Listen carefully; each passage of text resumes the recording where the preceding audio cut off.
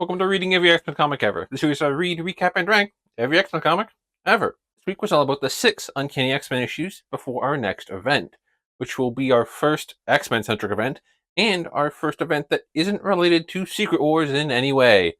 Thank fucking God. All of these issues, of course, are written by Chris Claremont and have art by John Romita Jr., with the exceptions of issues 204 and 205, which have art by June Brigman and Barry Windsor Smith, respectively. However, before I get to those, I do want to cover a special edition X-Men, which is an issue from 1982 that I missed. This is primarily a reprint of Giant Size X-Men number 1, which is very obviously an issue I've read. I mean, it is the big reboot issue for X-Men.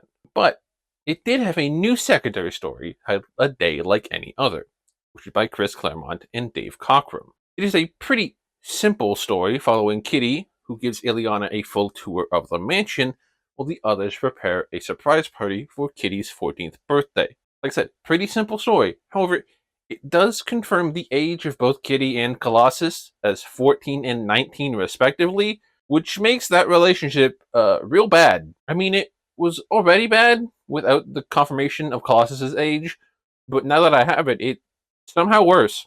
That aside, however, this book did allow me to reevaluate my ranking of giant size X-Men. That aside, however, this book did allow me to reevaluate my ranking on giant size X-Men. I had originally given it a 6 back when I read it the first time, but that was before I had really codified my ranking system. Rereading it now, this week, helped me realize that it actually deserves a 7. It's a good book. That ranking change also means that this book, Special Edition X-Men, also gets a 7, because, well, I do think the new story is like a solid 6. Combining that with the score of Giant Size X-Men gets us a 6.5, and then rounding that up to a 7. And since this is the only book in this series, it goes in the pile with all the other one-off issues that also have a 7 out of 10. With that, we can move on to the actual Uncanny X-Men issues I wanted to read this week, with the first half being pretty much one-off solo adventure stories, with 204 following Nightcrawler, 205 following Wolverine, and 206 following the remaining X-Men, before everyone regroups for the 3-issue arc in issues 207 through 209. Uncanny X-Men 204 explores what Nightcrawler had going on during Secret Wars 2, because he was just missing for a majority of those issues. The Beyonder really fucked up Kurt, purely by just existing, and now he doesn't know what's real anymore.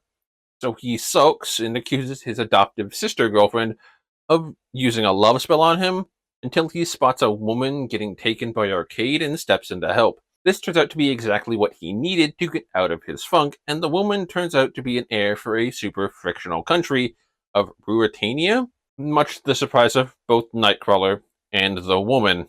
Issue 205 is kind of wild because it starts out with Lady Deathstrike getting cyborged by Spiral in her body shop, and then going after Wolverine with the trio of ex-Hellfire goons that he mauled way back in X-Men 133. And the only one around to help Wolverine is Katie Power of the Power Pack. I forgot how much Wolverine fucking rules, so I thank this issue for reminding me. This issue is awesome. With that, we'll move on to Uncanny X-Men 206, where the X-Men are hanging out in San Francisco when the Freedom Force arrives to collect them, which they actually would have done, but the Freedom Force are defeated by paperwork. This is a very fun issue with great character dynamics between the X-Men, especially like Rogue and Rachel, and the action is insane. We also get a page of a woman who's been shot and brought to a hospital in San Francisco, labeled as a Jane Doe, as she has no ID on her. If you don't know who this is, like I did when I read it, I'm not going to tell you, but we'll find out soon enough. With that, we come to the final 3 issues of the video, which I'm dubbing the Rachel fucking loses it arc. It starts with Rachel having nightmares and bringing Wolverine along for the ride, unwillingly. She's also dealing with the consequences of her actions during Secret Wars 2, because most of the X-Men are pissed at her for the stunt she pulled absorbing their life essence to take on the Beyonder. So she wanders off thinking about life and then decides to kill Selene once and for all. Which, for the record, I'm all for. Fuck her. But is stopped by Wolverine, the only way he saw how in the moment. Rachel escapes through Central Park, holding her heart and lungs together with her telekinesis. The X-Men and the Hellfire Club both go looking for the injured Rachel for opposite reasons. The X-Men obviously want to help her, and the Hellfire Club obviously wants to kill her. but they are both interrupted by Nimrod. The two teams have to work together to fight him, and while they do succeed, it's not without casualties, mainly on the Hellfire side. One guy gets fucking vaporized, and Leland dies of a heart attack from the strain of his powers. Also, Nightcrawler's just fucking gone. Alive? Dead? Trapped? I don't know. He's just gone. Meanwhile, Rachel continues trying to make her way through Central Park, as injured as she is, where she finds a magical place with a mysterious and magical woman, it's Spiral, and her body shop, who entrances the injured and weakened Rachel and takes her in. Bye, I guess. I honestly have no idea when or where we'll see Rachel next.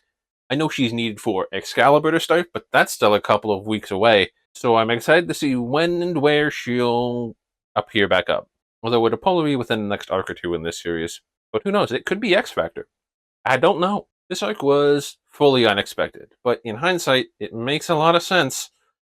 Rachel overstepped a lot during Secret Wars 2, and even if her heart was in the right place, she still disregarded her teammates' choices or just straight up didn't give them one.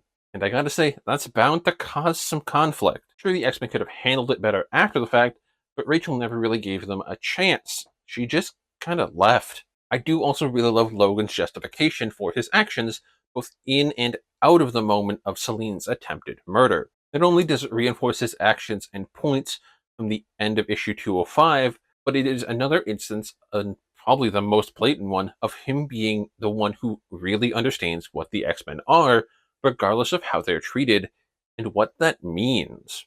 Heroes can't just be going around murdering people because the people are bad. All these issues I've been reading for the past month and a half or more have been so good that I'm having trouble coming up with creative ways to say this week's books were good. And this week is no exception. This shit is just real good. I'm almost yearning for something on either one of the extremes just so this section doesn't feel as repetitive every week. But that's not this week. But yeah, shorter one this week again. I know, but like I said in the beginning, we're ramping up for the next event, which will be a doozy. So subscribe to know when that one comes out.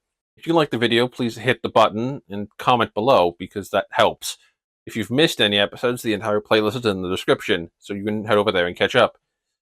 And this might be a good time to do so, because the next episode might require some extra time as I catch up on some classic X-Men. See you then.